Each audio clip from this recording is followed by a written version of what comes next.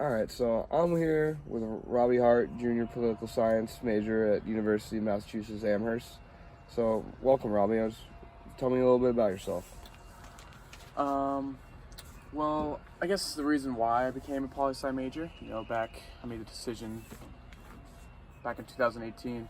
So it was kind of like in the aftermath of the election of Trump back in 2016.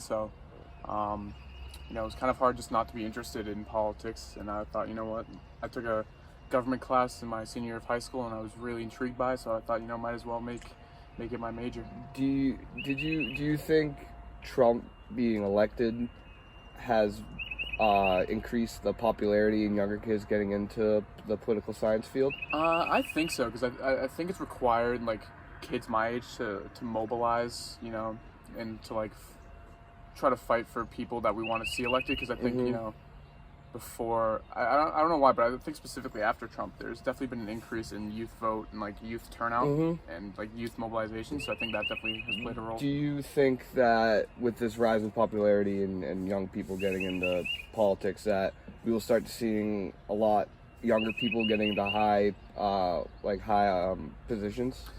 I don't know. I think you see someone like Bernie Sanders, who's 50 years older than I am, but he's like arguably one of the most popular candidates among people my age. So I think like your age doesn't necessarily matter. I think it's like the age of your policy and the age of your politics. So like Bernie, he's old, but his politics are represent what like people my age, what people our age, what they want to see in a political leader. And like with Biden just getting elected in office, what are some things that you want to see him maybe change, or some things that President Trump did that you think Biden will do a lot better? I think reversing Trump's tax cuts would be a smart move by the Biden administration. I think obviously combating climate change is something that I expect the Biden administration to do more of a better job with than compared with the Trump administration. And also just try to fight for more universal health care.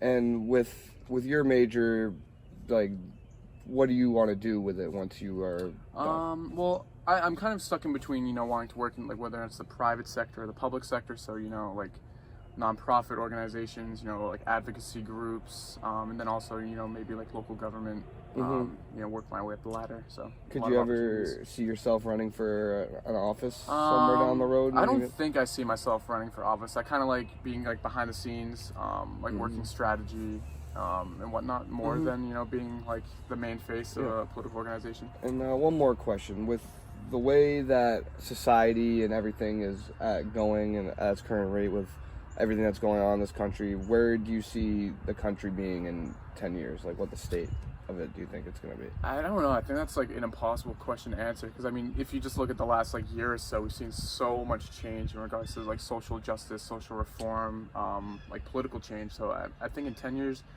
I think a lot of it depends on 2024 and whether or not Biden runs for re-election, or Trump could potentially come back.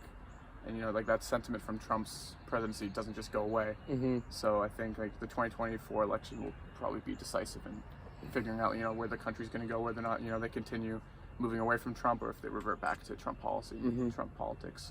Well, I really appreciate your time and giving your insight. It's good to hear from somebody who's younger and who's trying to make a change. And I wish you the best of luck the last couple of years you got at school. And hopefully you'll get out there and make some significant changes to this country that I think people are really wanting to see. Thank you. All right, thanks.